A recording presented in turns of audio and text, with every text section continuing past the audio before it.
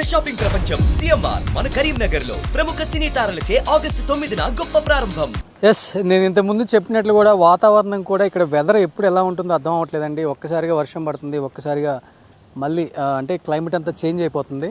మీకు ఒకసారి చూసినట్లయితే ఇక్కడ చంద్ర ఒకసారి ఇక్కడ మీకు ఎంట్రన్స్ కనిపిస్తుంది అనమాట. మనం కింద నుంచి ఏదైతే చెప్పాను నేను బిఫోర్ లైవ్లో కూడా ఒక పెద్ద పైపు ఫ్యాక్టరీ కనపడుతుందని చెప్పాను కదా, ఆ ఫ్యాక్టరీ పక్క నుంచి వరద వచ్చేసింది.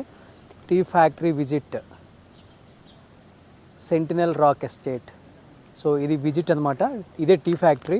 ఇక్కడి నుంచే మనకి టీ పౌడర్ ఉత్పత్తి అవుతుంది. ఇక్కడి నుంచి బయటకు వస్తుంది మార్కెట్లోకి. ఇవన్నీ కూడా టీ ఎస్టేట్స్. మీకు ఆ కొండల పై దాకా కూడా మొత్తం టీ ఎస్టేట్సే కనబడుతుందండి. కేరళ అనేది టీ కాఫీ ఎస్టేట్స్కి ఫేమస్, అందరికీ తెలిసిందే. అండ్ ఇక్కడికి వచ్చిన విజిటర్స్ ఎవరైతే ఉంటారో అండ్ చాలామంది టూరిస్టులు వాళ్ళందరూ కూడా ఇవన్నీ ఎంజాయ్ చేసిన తర్వాత అసలు టీ ఎలా తయారు చేస్తారు అనేది కూడా ఈ ఫ్యాక్టరీకి వెళ్ళి, అంటే ఇక్కడున్న ఎంప్లాయీస్ సపోర్ట్ తీసుకొని దీని లోపలికి వెళ్ళి టీ ఫ్యాక్టరీని విజిట్ చేస్తారు. అండ్ టీ ఎలా చేస్తారు ఏంటి అనేది కూడా ప్రతిదీ ఇక్కడ లోపల జరుగుతుందన్నమాట.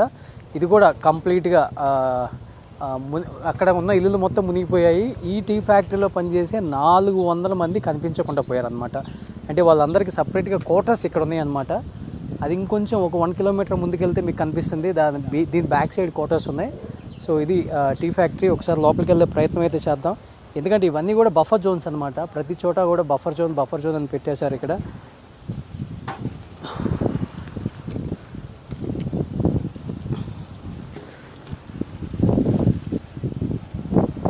ఎస్, ఎవరు కూడా సెక్యూరిటీ కూడా లేరు. ఎందుకంటే మనుషులు ప్రాణాలతో మిగిలితే చాలు కదా, అందుకని ఎవ్వరు కూడా లేరండి ఇక్కడ టీ ఫ్యాక్టరీలో కూడా. ఈ టీ ఫ్యాక్టరీలో పనిచేసే 400 మంది కనిపించట్లేదు అన్నారు కదా, అది ఇదే టీ ఫ్యాక్టరీ. అండ్ వాళ్ళ క్వార్టర్స్ మీకు బ్యాక్ సైడ్ కనిపిస్తుంది చూడండి. కంప్లీట్గా ఇంకొక ఏరియా మొత్తం మునిగిపోయింది. అదే ఏరియా ఆ పైన ఈ క్వార్టర్స్ అన్నీ మునిగిపోయాయి. కంప్లీట్గా ఏం లేదు టీ ఫ్యాక్టరీలో. అంటే ఎక్కడ ఏ అడుగు వేయాలన్నా కూడా మనకు కూడా భయంగానే ఉంది. బట్ ఏంటంటే అసలుకి ఈ ఎలా జరిగింది ఈ సంఘటన అనేది ఒక చిన్న ప్రయత్నం అయితే చేద్దామన్న దానితో సుమన్ టీవీ ఇంత దూరం రావటం జరిగింది. మీకు చూపించే ప్రయత్నం అయితే చేయడానికి నేను కూడా లోపలికి వస్తున్నాను. కొన్ని చోట్ల మనకి ఎలా లేకపోయినా కానీ అసలు ఏంటి సిచ్యువేషన్ ఎక్కడి నుంచి స్టార్ట్ అయ్యింది అనేది కూడా చూపిస్తున్నాము. ఎందుకంటే ఫస్ట్ 130కో 145కో పెద్ద సౌండ్ వచ్చినప్పుడు ఫస్ట్ జరిగిన సంఘటన అయితే ఇక్కడతో ఆగిపోయింది అనుకున్నారు. బట్ ఒక 10 to 15 minutes గ్యాప్లోనే ఇంకొక పెద్ద సౌండ్ వచ్చింది. అంటే ఇంకొక కొండ చర్య విరిగి పట్టడం వల్ల మొత్తం రెండు కలిసి ఒకే ఇట్లా వచ్చేసిందని చెప్తున్నారు. ఇదే టీ ఫ్యాక్టరీ. మొత్తం మీకు మిషన్స్ కనిపిస్తున్నాయి. ఈ యొక్క టీ ఫ్యాక్టరీ మాత్రం సేఫ్గా ఉంది, ఏం అవ్వలేదు దీనికి. లోపల మీకు కనిపిస్తున్నాయి చూడండి టీ తయారు చేసే మిషన్స్ ఇవన్నీ కూడా. దీని బ్యాక్ సైడ్ ఏమన్నా మనకి ఎవరైతే సర్వెంట్ క్వార్టర్స్ ఉంటారో ఆ క్వార్టర్స్ మొత్తం మునిగిపోయినాయి అని చెప్తున్నారు. అక్కడ కూడా జేసీబీతో వర్క్ జరుగుతుంది. మీరు కొంచెం అక్కడ చూపిస్తే కనపడుతున్నాయి చూడండి మనకి జేసీబీలు. వెనక జేసీబీ కనపడుతుంది మీకు బ్లూ కలర్లో. అక్కడ జేసీబీ వర్క్స్ అన్నీ జరుగుతున్నాయి అనమాట. అక్కడ కూడా మొత్తం ఉన్న క్వార్టర్స్లో ఉన్న 400 మంది ఎంప్లాయీస్ అండ్ కొన్ని గెస్ట్ హౌస్లు కూడా కొట్టుకుపోయాయి. కొంతమంది మేనేజర్స్ కూడా లేరని చెప్తున్నారు ఇక్కడ. ఒకసారి బ్యాక్కి వెళ్ళి అక్కడ సిచ్యువేషన్ ఏంటో ఒకసారి చూసే ప్రయత్నం అయితే మనం కూడా చేద్దాం ఒకసారి. సో మనం ఏదైతే మాట్లాడుకున్నామో కింద టీ ఎస్టేట్లో చాలామంది దాంట్లో పనిచేసే వలస కూలీలు, దాంట్లో పనిచేసే ఎంప్లాయీస్ వీళ్ళందరూ కూడా దాని back side factory back side జీవిస్తున్నారని చెప్పాను కదా. కనిపిస్తుందండి వాళ్ళ జీవనాధారం కోసం ఎక్కడి నుంచో వచ్చి ఇక్కడ జీవిస్తున్న వాళ్ళందరూ ఇల్లులు కూడా కొట్టకపోయాయి. పూర్తిగా మీకు కనబడుతుంది ఇంట్లో సంబంధించిన వంట సామాను, చైర్లు. అసలుకి అక్కడ చూడండి ఒక ఆటో మీకు అక్కడ కనిపిస్తుంది చూడండి, ఒక ఆటో. అంటే ఎంత పెద్ద చెట్లు విరిగిపడ్డాయో ఒకసారి చూడండి పూర్తిగా. అంటే ఆ ప్రళయం ఎంత వేగంగా వచ్చిందో కూడా మనకు క్లియర్గా అర్థమవుతుంది. దాదాపు ఇంత హైట్స్లో ఉన్న చెట్లు కూడా కింద వేర్లతో సహా కుంగిపోయి పడిపోయి ఇల్లులు మొత్తం కూలిపోయి ఇంట్లో అసలుకి. అంటే ఇప్పుడు అందరికి ఉన్న డౌట్ ఏంటంటే ఆ ఇళ్ళల్లో కూడా బాడీస్ ఉన్నాయేమో అని కూడా కొంతమంది రెస్క్యూ టీమ్ చూస్తున్నారు. అండ్ అక్కడ మీ కార్లు ఇవన్నీ కనిపిస్తున్నాయి. కొంచెం ముందుకు రండి, అలానే ముందుకు వస్తే మీకు కార్లు కనిపిస్తున్నాయి. ఇంకా ఇక్కడ కొంతమంది రెస్క్యూ టీమ్ కూడా ఇక్కడ బాడీస్ని తీశారు ఇంతకుముందే. మనం వచ్చేటప్పుడు అంబులెన్స్ వెళ్ళింది, ఆ అంబులెన్స్లోనే ఈ ఇంట్లో 4 బాడీలు తీశారు. ఇక్కడ కంప్లీట్గా ఇల్లులు మొత్తం అసలుకి పీస్ అయిపోయినాయి. ఇల్లులు అయితే ఏమాత్రం కొంచెం కూడా లోపల ఇది చూడండి ఇల్లులు ఎట్లా పడిపోయినాయి. అసలుకి ఈ ఇంటి కింద ఎన్ని శవాల గుట్టలుగా ఉన్నాయంటే అసలు పవర్ కానీ ఎక్కడ కూడా ఇల్లులు మొత్తం చూడండి. అంతా వలస కూలీలే. ఇక్కడ ఎక్కడి నుంచో బతుకు తెరువు కోసం వచ్చి ఇంత దూరం ఎంతో కష్టపడి వాళ్ళు పనిచేసుకుంటూ జీవనాధారం కొనసాగించుకుంటున్నారు. అలాంటి వాళ్ళ ప్రాణాలని దేవుడు నిజంగా చెప్పాలంటే ఇంత దారుణమైన ఒక సిచ్యువేషన్ అయితే ఎప్పుడు నేను కూడా చూసి ఎరగను. ఇలాంటివి మనం చూడకూడదని నిజంగా దేవుడిని కోరుకుందాం. కరోనా తర్వాత ఒక హోప్ వచ్చింది, జనానికి హ్యాపీగా ఉన్నారు, మళ్ళీ అందరూ హ్యాపీగా జీవిస్తున్నారు అనుకున్న టైంలో ఒక్కసారిగా ఒక ఊరు కొట్టకపోవటం అనేది చాలా బాధాకరంగా ఉందండి. అంటే మన కళ్ళ ముందు ఎవరైనా చనిపోతే మనం తట్టుకోలేము. అలాంటిది ఒక ఊరు, ఇన్ని వేల మంది జనాభా, పిల్లలు, ముతక ఎవ్వరూ లేరు. ఇల్లులు అయితే కూరుకుపోయాయి లోపలికి కంప్లీట్గా. ఇక్కడ ఒక స్పాట్ కనిపిస్తుంది, ఇది కూడా ఒక మెయిన్ స్పాట్ అని చెప్పుకోవచ్చు. అంటే ఫస్ట్ ఆ ప్రళయం సంభవించినప్పుడు ఆ కొండ చర్యలు మీకు కనపడుతున్నాయి చూడండి, అవి విరిగినప్పుడు ఈ ప్లేస్ ఫస్ట్ గురైపోయింది అనమాట. అంటే పూర్తిగా ఈ ప్లేస్కే అది అటాక్ అయిపోయింది. తర్వాత 15 minutes గ్యాప్తో ఇంకొక ప్రళయం రావటం వల్ల అటు సైడ్ ఉన్న ఇల్లులు మొత్తం కొట్టుకుపోయాయి. అలా ఊరు మొత్తం అక్కడ పైన మీకు మసీదు కనిపిస్తుంది, మసీదు కూడా కంప్లీట్గా పడిపోయింది. ఇక్కడ ఉన్న కంప్లీట్గా అసలుకి ఇంట్లో ఉన్న వస్తువులు అయితే ఎక్కడి నుంచో వచ్చేసి క్లియర్గా మీకు కనిపిస్తున్నాయి చూడండి. ఆ ఇంట్లో ఉన్న బాడీస్ని కూడా తీశారు ఇంతకుముందే. అంటే ఇది ఊరా వల్లకాడ అనేలాగా తయారైపోయింది ఇక్కడ. అసలుకి ఎంత బాధాకరంగా ఉంది ఈ పరిస్థితిని, ఈ సిచ్యువేషన్ చూస్తుంటే. ప్రతిదీ కూడా ఏది కూడా ఉండలేదండి, అన్నీ కూడా పీస్ అయిపోయినాయి. మొత్తం పీస్ అయిపోయినాయి, కంప్లీట్గా పీస్ అయిపోయింది ఈ ఏరియా. మెయిన్ ప్లేస్కి వచ్చాము, ఎక్కడైతే ఫస్ట్ సంఘటన జరిగిందో, ఎక్కడైతే ఫస్ట్ ప్రళయం స్టార్ట్ అయిందో, ఎక్కడైతే కొండ చర్యలు ల్యాండ్ స్లైడ్ స్టార్ట్ అయిందో, ఎక్కడైతే ఆ ఊరు మొత్తం మునగటానికి ప్రధానమైన ఒక కారణమైన ఒక ప్లేస్, ఒక వ్యూ, ఏదైతే వీళ్ళందరూ వ్యూ అని చెప్తారు, టూరిస్ట్ ప్లేస్ అని చెప్తారు, స్పాట్ అని చెప్తారు కదా, అది ఇక్కడే మీకు పైన కనిపిస్తుంది చూడండి క్లియర్గా. కొంచెం ముందుకు వస్తే, ఎందుకంటే మనం స్టెప్ వైజ్ ప్రతి ప్లేస్ని కూడా కవర్ చేసుకుంటూ వచ్చాము.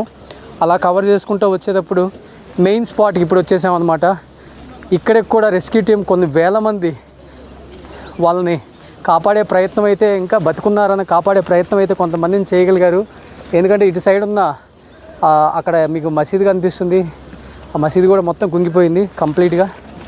ఒక్కసారి రండి. అంటే రెస్క్యూ టీం ఎప్పటికెప్పుడు ఎనర్జీ రావడానికి వాళ్ళని ప్రతి ఒక్కసారి ఫుడ్ ప్రతిదీ కూడా పైకి పంపుతూనే ఉన్నారు. పైకి ఎక్కడానికి నిజంగా ఎనర్జీ సరిపోవట్లేదు. ఇదే main spot starting here. Okay, the first starting there. Okay, That is ఇంకా స్టార్ట్ అయ్యచ్చు first. starting point there. Okay, ఇదే స్టార్టింగ్ పాయింట్ అంటే ఆయన చెప్తున్నారు. ఇంకా ఇతని డెడ్ బాడీస్ తేడిట్రిక ఇప్పుడు వరకు ఇది 300 dead bodies balance here. 200 dead bodies వచ్చాయి ఇక్కడ వరకు. 200 డెడ్ బాడీస్ వచ్చాయి. ఇక్కడ మీకు పెద్ద లోయ కనపడుతుంది చూడండి, ఇక్కడ 200 డెడ్ బాడీస్ బ్యాలెన్స్. ఓ బ్యాలెన్స్ ఉంది ఇంకా. 340 body ఎత్తి అయ్యి. ఓకే, 200 బ్యాలెన్స్ ఇక 340 బాడీలు ఇక్కడ నుంచి తీశారంట వీళ్ళే ఈ 4 daysలో. ఇంకా 200 బాడీలు బ్యాలెన్స్ ఉంది. ఎందుకంటే గవర్నమెంట్ లిస్ట్ ఇస్తుంది కదా, ఆ గవర్నమెంట్ లిస్ట్ ప్రకారం ఇక్కడ ఈ ఊర్లో ఎంతమంది ఉన్నారో ఆ లిస్ట్ ప్రకారం వాళ్ళు స్టెప్ బై చూసుకుంటూ వచ్చారు. అక్కడ 300 అన్నారు, ఇక్కడ వీళ్ళు 340 అన్నారు, అక్కడ 400 అన్నారు, ఇంకా ఇక్కడ 240 బ్యాలెన్స్ ఉందన్నారు. ఇలా రెస్క్యూ టీం కూడా ఎప్పటికప్పుడు బాడీస్ని తీస్తూనే ఉన్నారు. ఎక్కడ కూడా వాళ్ళ బాడీస్ని ఇంకా అయిపోయింది కదా, ఒక సంఘటన జరిగింది కదా అని వదిలేసే పని అయితే ఎవరు చేయట్లేదండి. కంప్లీట్గా బాడీస్ని తీసి వాళ్ళ రిలేటివ్స్కి పంపించే ప్రయత్నమే చేస్తున్నారు. ఇంకా ఒకసారి స్పాట్ అదే చెప్తున్నారు, ఒకసారి స్పాట్కి వెళ్దాం. ఇప్పటిదాకా ఎన్నో ఛానల్స్లో సంఘటన ఎక్కడ జరిగిందో అనే ఫస్ట్ స్పాట్ ఎక్కడ చూడలేదండి.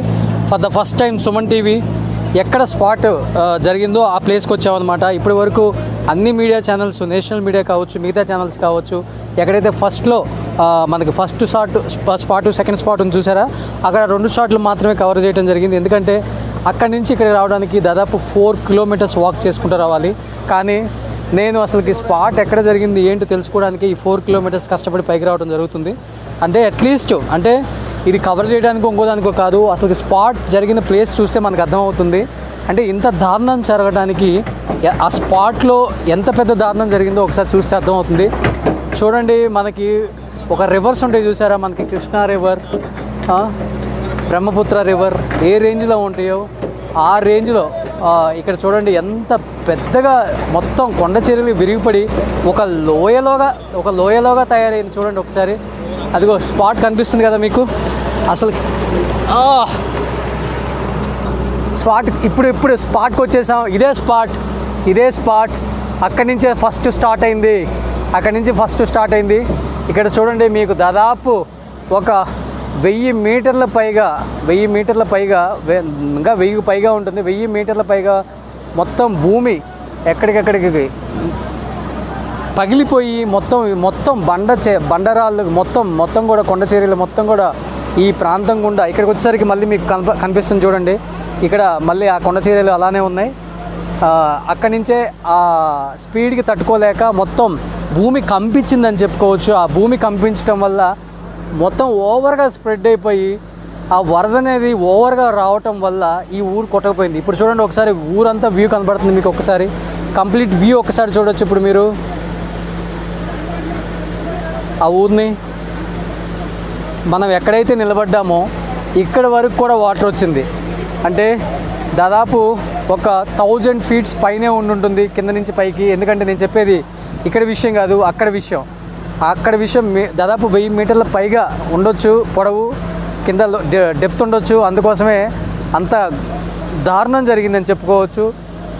అలా కట్ అయ్యి మొత్తం ఇలా వెళ్ళిపోయి ఊరంతా నిండిపోయింది.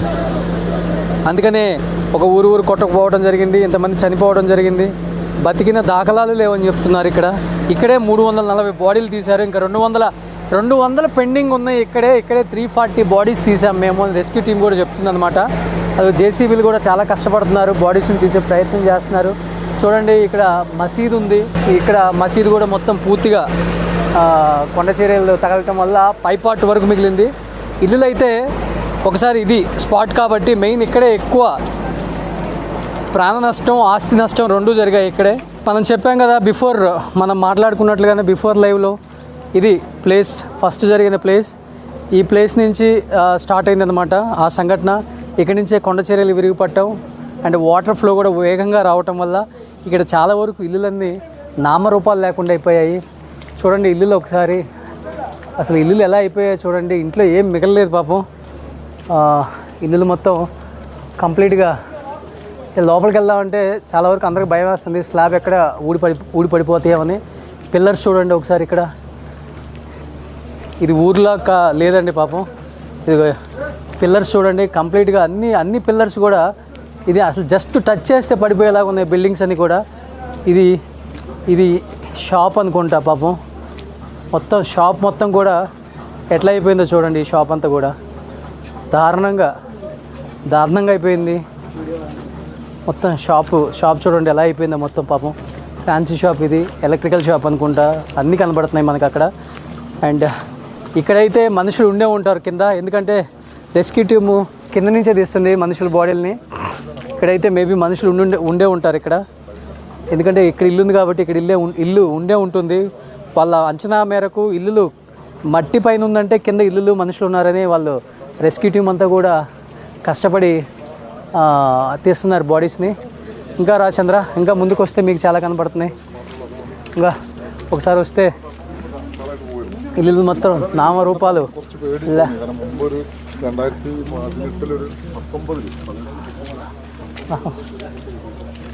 ఇది కూడా షాపే మనకు కనిపిస్తుంది.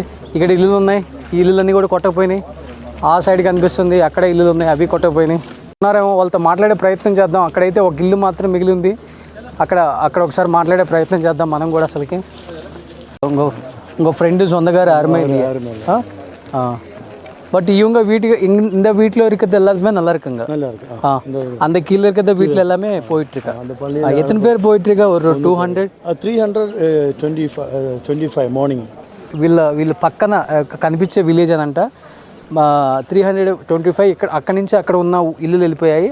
కేవలం మిగిలింది ఈ 10-15 ఇల్లులు మాత్రమే. இதுதான் நம்மளுக்கு இங்கே இருக்க அவங்க இந்த 10-15 வீடு தான் இருக்கா, எல்லாமே போயிட்டுருக்கா. வீடில் இருக்கிறத ஆளுங்களை எல்லாருமே யாருமே இல்லையே. தாளை கீழே 320 ஆளை காண்மானி இப்போ. ఓ సో ఇది ఆయన చెప్తున్నారు. ఇక్కడ దాదాపు 325 మెంబర్స్ కొట్టుకుపోయారు. ఇక్కడ ఎవరు లేరు పూర్తిగా. మిగిలిన ఈ 10 ఇళ్ళల్లో వాళ్ళు కూడా ఏమైపోయారు అర్థం కావట్లేదని చెప్తున్నారు. ఆయన కూడా ఆ కనిపించే ఒక 1 కిలోమీటర్ లోపు వాళ్ళు ఇల్లు అని చెప్తున్నారు. ఒకసారి ఇంకా టీం పైకి వెళ్తున్నారు. అసలుకి ఇంకా పైన ఏముంది, అసలు ఏంటది, ఒకసారి మనం కూడా పైకి వెళ్ళి చూసే ప్రయత్నం చేద్దాం. పైన అసలు అంటే మంచి మంచి గెస్ట్ హౌస్లు ఉన్నాయి. అంటే ఇక్కడ కూడా హైఫై పీపుల్ ఉన్నారు, మంచి ఎంప్లాయీస్ ఉన్నారు. ఎందుకంటే ఇది కూడా మంచి స్టేట్, వాయనాడ్ స్టేట్. రాహుల్ గాంధీ గారు ఇక్కడి నుంచి ఎంపీగా బరిలో దిగి గెలవటం జరిగింది. అండ్ పక్కనే వాయనాడ్ కనిపిస్తుంది మనకి. అండ్ ఇక్కడ కూడా పెద్ద పెద్ద వ్యాపారవేత్తలు కూడా ఉన్నారు. ఇల్లు చూస్తే అర్థం అవుతుంది మనకి.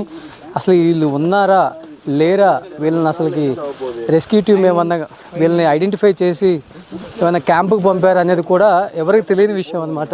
ఇల్లులు కనిపిస్తున్నాయి. ఇదొక ఇల్లు మిగిలింది, అక్కడ 4 ఇల్లులు మిగిలాయి. చూడండి, ఈ ఇల్లు కూడా చాలా బాగుంది.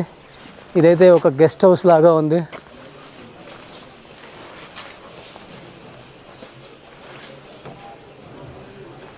ఇంట్లో ఎవరు లేరు, లోకల్ చేస్తున్నాయి అన్నీ కూడా. అంటే ఐడి కార్డ్స్ మటుకు కొట్టుకొని వచ్చాయి. ఐడి కార్డ్స్ కొట్టుకొచ్చాయి. ఇంకొక ఇల్లు మనకు పైన కనపడుతుంది. ఆ ఇంట్లో ఏంటి పరిస్థితి చూద్దాం. అంటే కంప్లీట్ ఇక్కడ ఉన్న గేట్లన్నీ కొట్టకపోయాయి, ఇల్లు మాత్రం మిగిలింది అసలుకి. ఇది ఒక గెస్ట్ హౌస్ లాగా ఉంది. ఇది కూడా చాలా పెద్ద హౌస్. ఇక్కడైతే మనకి ఎవరు కనిపించట్లేదు.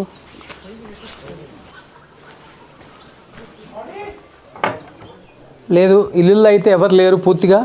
ఈ 4 ఇళ్ళల్లో అయితే ఎవరు కనిపించట్లేదు కంప్లీట్గా.